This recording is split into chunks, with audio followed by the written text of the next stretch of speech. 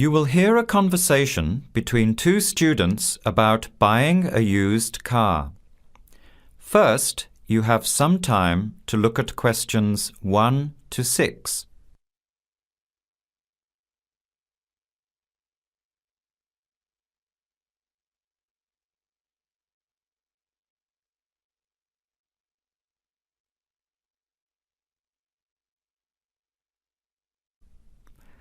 Listen carefully to the conversation and answer questions 1 to 6.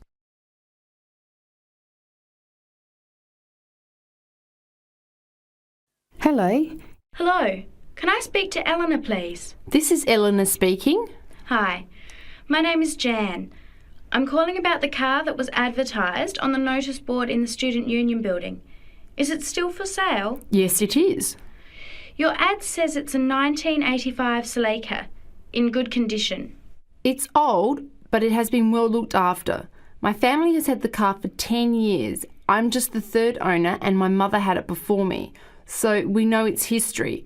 We've got all the receipts and records. It's had regular maintenance and the brakes were done last year. It runs really well but looks its age. Why are you selling it, by the way? Well, I'm going overseas next month to study. I'll be away for at least 2 years, so I have to sell it. Unfortunately, it's been a good car. You want $1,500, is that right? I was asking $2,000, but since I need to sell it quickly, I've reduced the price. Would you like to come and take it for a drive? I don't live far from the university. Yes, I'd like to have a look. What time would suit you? Any time this evening is fine. Well, I finish classes at 6 o'clock. How about straight after that? Say 6:30? Great, I'll give you directions. When you leave the main gate of the university, turn left on South Road and keep going until you get to the Grand Cinema. Take the first right, that's Princess Street. I'm at number 88 on the right. So it's 80 Princess Street. No, it's 88 Princess Street and the suburb is Parkwood. You'll see the car parked in front. It's the red one with the for sale sign on it. Okay, thanks Eleanor. I'll see you later. Bye. Before you hear the rest of the conversation, you have some time to look at questions 7 to 10.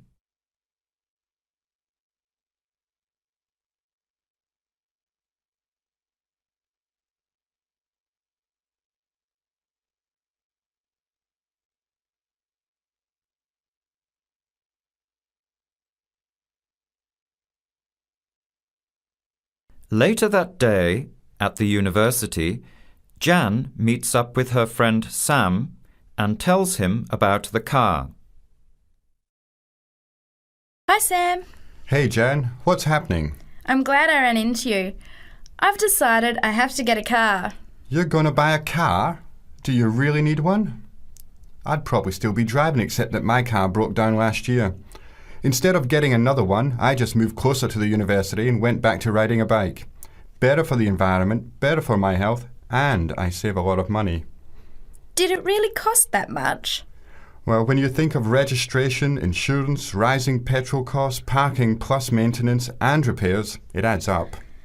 I know it's going to be expensive, but I really need my own transportation. It takes half an hour by bus each way to university as it is.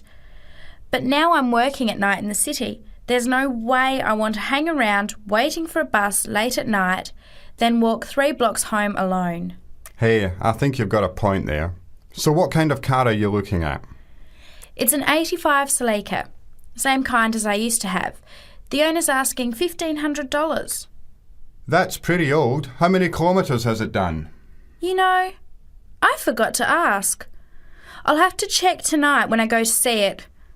Would you be able to come with me to have a look? At about 6:30? Sure, I'll come, but I don't know a lot about cars. I do know one thing though. I wouldn't buy an old car without having a mechanic look at it first. That's a good idea. But won't it cost a lot? Not really. You can get a check done through the Automobile Association for $80 and it comes with a report on the condition of the car. It can save you a lot of money in the long run. I'll keep that in mind. So we have to get to Parkwood at 6:30. Do you want to take the bus? It goes straight down South Road every 15 minutes. Or maybe we could walk. I don't think it's that far. Actually, I could borrow my roommate's motorbike for an hour or so. He's working all evening in the library.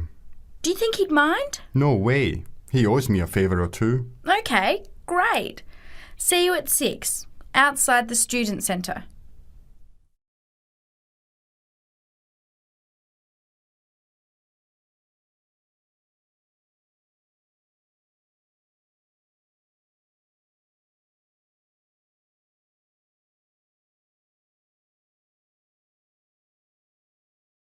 That is the end of part 1. You now have 1 minute to check your answers to part 1.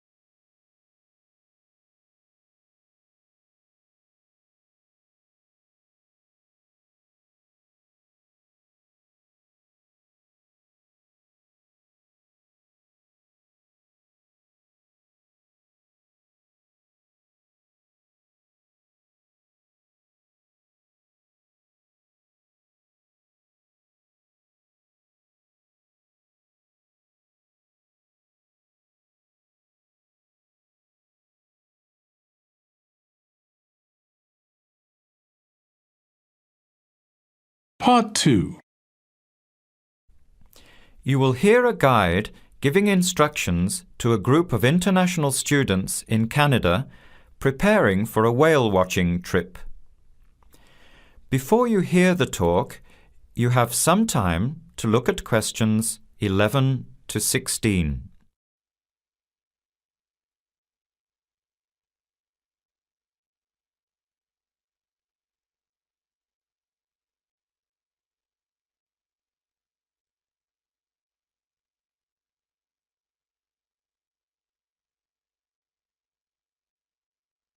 Now listen carefully to the first part of the talk and answer questions 11 to 16. Hello, everyone. Glad to see so many happy faces on this wild and windy day. Are you all ready to go looking for whales? I'm Tony, and our other guide today is Dale. We'll be using these 2 rubber boats you see here, and our trip today will take 3 hours. In a few minutes, we'll be heading into part of the largest temperate rainforest of the Pacific Northwest. I'll show you our route on the map here. This is where we are now.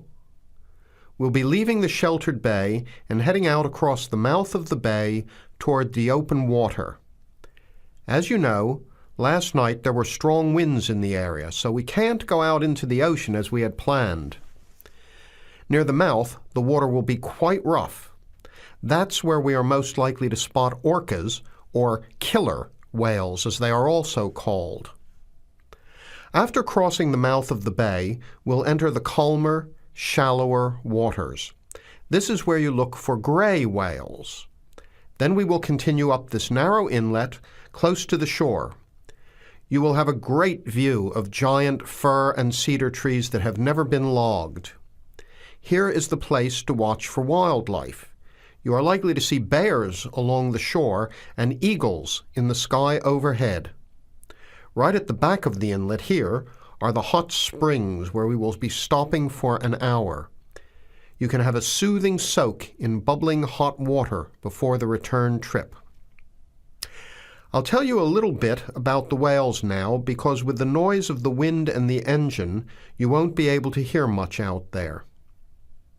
As we head out in the boat, we will probably see dolphins first. They are a gray color and quite small, 1 to 2 meters long. They will swim right beside the boat, racing along and sometimes jumping out of the water just ahead of us. They swim very fast, and they are playful and curious. They're really fun to watch. The next ones we'll see are orcas, or killer whales, which are actually members of the dolphin family. They are 7 to 8 meters long, very fast, and they have sharp teeth. Some stay in these waters all year round. We identify them by the distinctive black and white color. They feed mainly on salmon in these waters, but the orca diet can include seabirds, seals, dolphins, and other mammals. They can be fierce hunters, and this is why they are called killer whales. We should start watching for them as soon as we get out toward open water. We're likely to spot the orcas from a considerable distance. Watch for the black and white marking and mist spouting from the blowholes on top of their heads. Just outside the inlet is where we will probably see gray whales. The grays are migratory. They pass through here twice a year, moving from far in the north where they feed to the warm southern waters where they breed. You are very lucky today because several have been reported in the area. Unlike the orcas, grays are solitary, except when you see a mother with a calf. The gray whales are much longer and heavier than the orcas, 14 meters long and weighing up to 30 tons. The gray whales are filter feeders, gathering tiny ghost shrimp from the sand at the bottom. We recognize grays from their tail fins because each one is different. Once we find the whales, we'll come up as close as we can safely. We are allowed to approach the whales no closer than 50 meters, but that feels pretty close when you are in the presence of animals this big. You'll see mist coming out of the blowholes when they breathe out, and you'll hear a loud hiss. If we are downwind, we might even be able to smell them, a strong, fishy smell. Before the talk continues, you have some time to look at questions 17 to 20.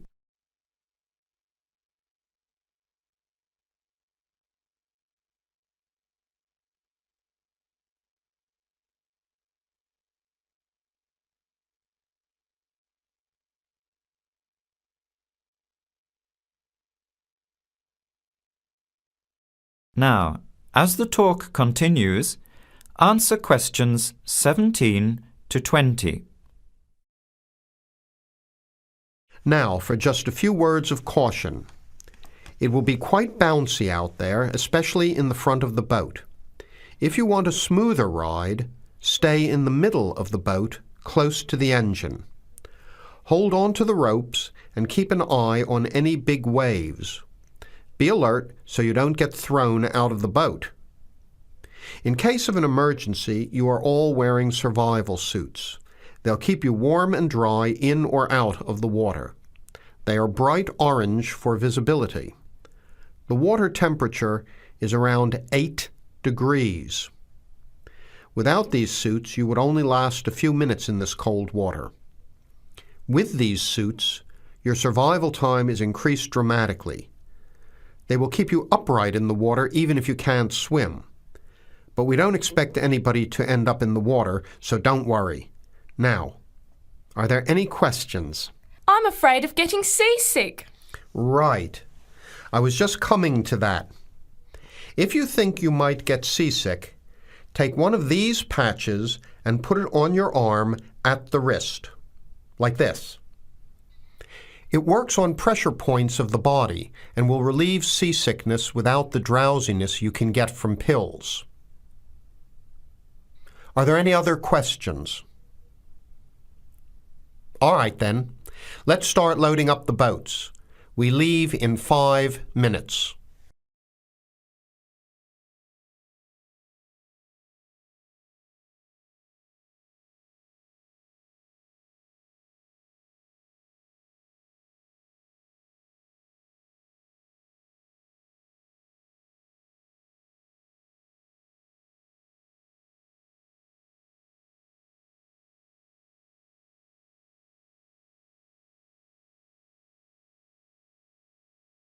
That is the end of part 2. You now have 30 seconds to check your answers to part 2.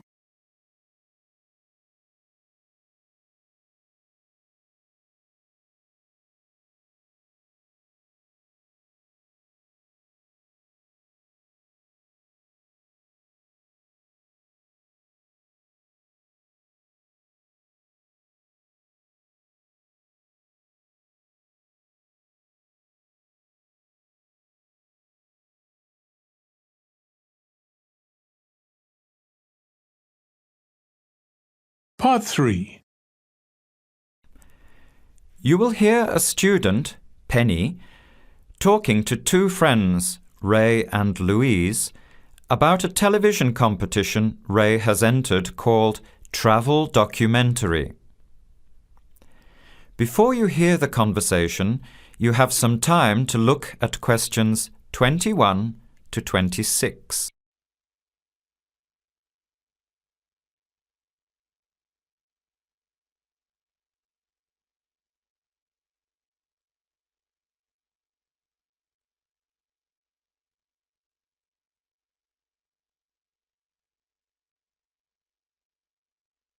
Now, listen carefully and answer questions 21 to 26.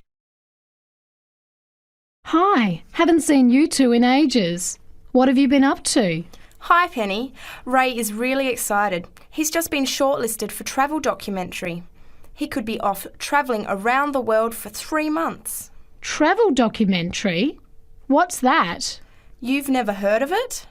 Don't you watch TV? Well, actually, no, hardly ever. Especially since I've started working on my thesis. I don't have time to breathe, let alone watch TV. So what's this all about, Ray? Well, actually, it's a competition run by public TV. It involves my two great loves, travel and filmmaking. Is it that program where people are sent around the world making documentary videos? I have heard of it. Fantastic! So you've been chosen? Not yet. I'm one of 34 selected for an interview next week, so I've made it through the first cut. Yeah, there were over 200 applicants from around the country. Pretty amazing, hey? Well, I've been lucky so far. What's the next stage? 13 are chosen from the interview to do a 4-week training course in documentary filmmaking. Then, the 8 finalists get sent off with a video camera to travel around the world. Sounds incredible. What's the catch? The catch is that every 2 weeks you have to send in a 10-minute video from a different part of the world. It's broadcast on TV along with the work of 3 of the other competitors and judged by a panel of experts and the TV audience. So you're under a lot of pressure. Wow, I guess so. You mean you're on television every 2 weeks? Yep, that's right. But first I have to be selected. Do you have to have any filmmaking experience to apply? Some background in photography or video making helps, but you're not supposed to be an expert. In fact, you can't apply if you've already worked in filmmaking. We all get the same 4-week course, so we start with the same skills. Can you go anywhere in the world you want? Each competitor makes up his or her own travel plans and has to get them approved. Before the conversation continues, you have some time to look at questions 27 to 30.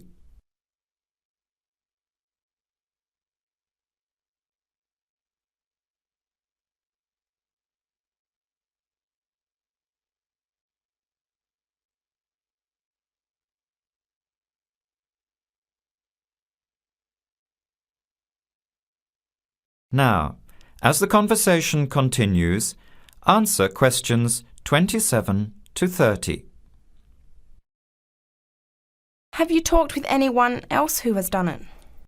As a matter of fact, just last week, I met Sarah Price, a girl from here who did it last year. What did she have to say about it?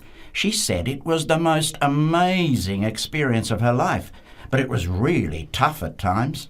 I think you'd have to be really brave to take off like that alone with so much responsibility. It's not like going on a holiday, is it? No. 2 weeks in a country, often where you can't speak the language, to find a story, film it, organise all the editing. Then you're off to a completely different part of the world to start all over again. Pretty exhausting, but exciting too. What a way to see the world. What about Sarah Price? Did she have any bad experiences? She said the worst part was when she got some mysterious fever in Mongolia and thought she might have to be sent home. Fortunately, it got better, but she said it was scary to feel really ill when you're alone so far away. So what made you want to apply? When I saw the program on TV a while ago, I thought, this is for me. I've always wanted to travel, but needed to work for a year before I could even think about it. Then a new series started up. I thought, now's my chance. Don't you think you'll be lonely? I don't think I'll have time to be homesick. I'm more worried about having too much to do and not enough time to get things organised. So we might be watching you on television in the next few months. I hope so, if I'm lucky. When will you know for sure? They choose the final 8 in March. A month later, you're on your way. So do you have to pay anything? Nothing. It's all paid for.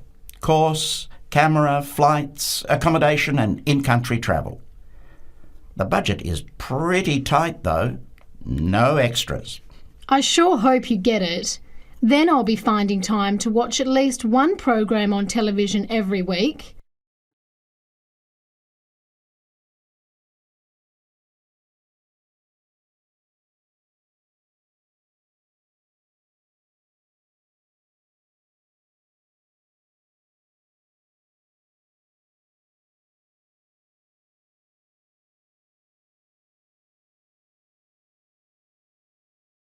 That is the end of part 3.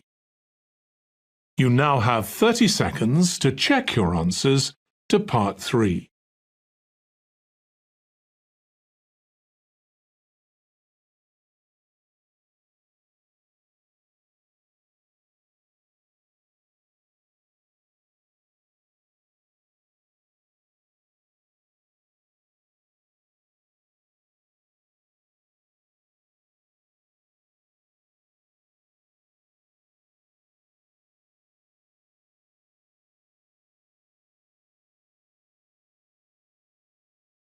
Part 4. You will hear a talk given by Kate Tomalin on the history of technology. First, you have some time to look at questions 31 to 40.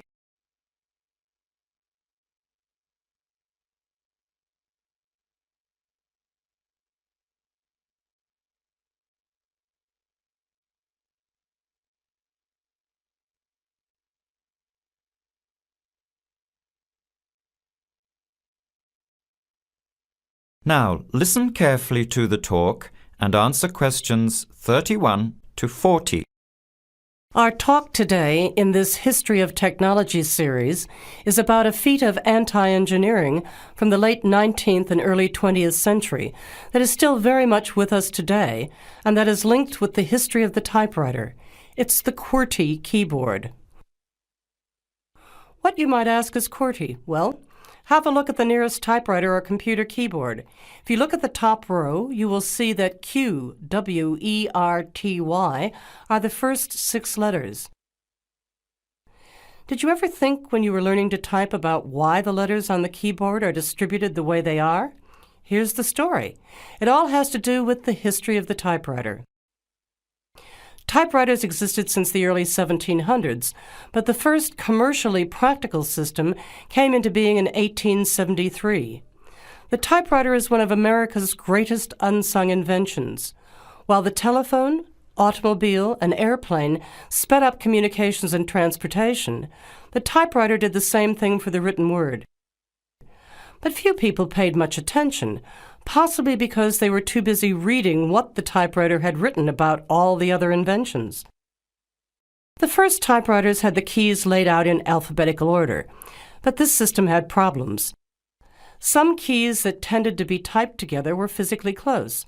This made the type bars hit each other and get stuck.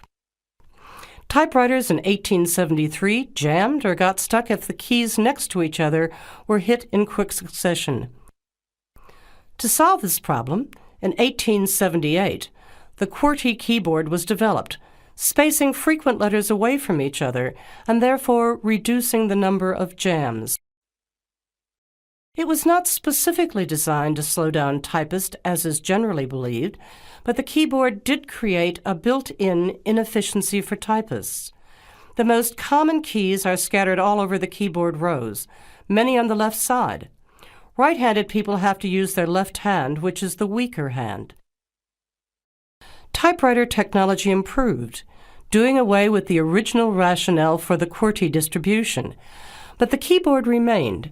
In spite of its inefficiency, it is the keyboard we all use today. Already back in 1932, there was a solution to the problem. Efficiency expert August Dvorak came up with a new keyboard layout. His home row consisted of A, O, E, U, I, D, H, T, N, S, which includes all of the vowels as well as the most commonly used letters. On this keyboard, over 3,000 words can be typed using only the home row.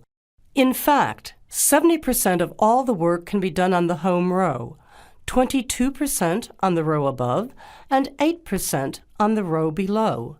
The QWERTY keyboard allows only about 50 words to be typed without reaching for other rows.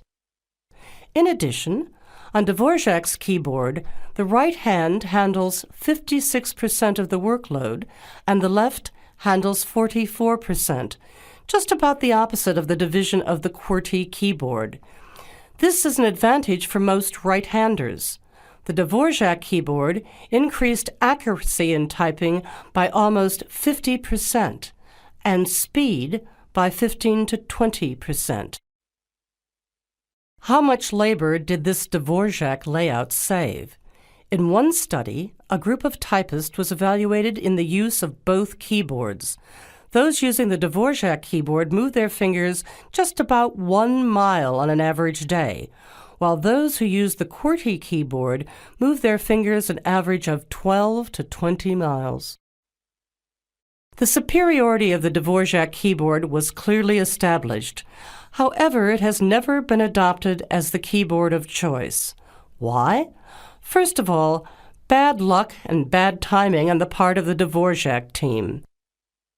First, there was the Depression, not a good time for introducing change. But the main factor that worked against the Dvorak system was habit. People were used to the QWERTY keyboard.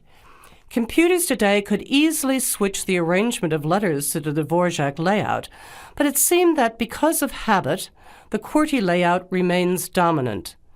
People felt comfortable with the keyboard they learned on, so it was the established patterns of hundreds of millions of typists, manufacturers, typing teachers, and typewriter salespeople that have crushed all moves toward keyboard efficiency for over 70 years. It looks like QWERTY keyboard may be with us for a long time yet.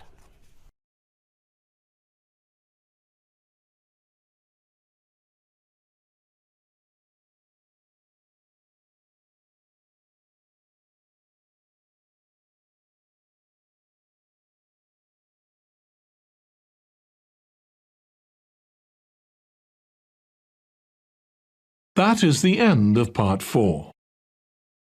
You now have 1 minute to check your answers to part 4. That is the end of the listening test. In the IELTS test, you would now have 10 minutes to transfer your answers to the answer sheet.